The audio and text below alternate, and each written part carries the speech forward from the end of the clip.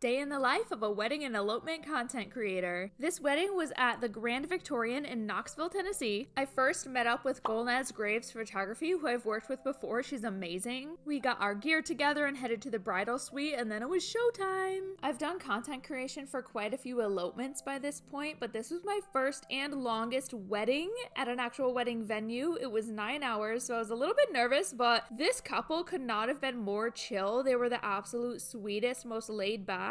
Jennifer and Charles. Shout out to you guys for breaking me into my very first wedding. And shout out to this dress, hello? Then G and I stole the golf cart and we got out of there. Just kidding, we went down to the pond area to see the beautiful ceremony site. We took a bunch of photos and content of everything before people started showing up and took our detail shots before heading to the reception area to do the same thing. The whole place was stunning. I have a more in-depth video of this entire venue already up too, if you're curious. We snuck the bride outside for some portraits before hiding her away again and taking the guys out for their turn. The guests were all arriving and it was time to start the ceremony. Even the geese rolled up to be a part of it. Now the ceremony probably was the most nerve-wracking for me just because they wanted the entire thing filmed to capture all the audio to share with friends and family who couldn't make it. So I just had to keep in mind not to stop that video at any point as I'm changing my angles around that space. Well, we made it through and everything was a cakewalk after that. Follow for part 2 because the reception was lit.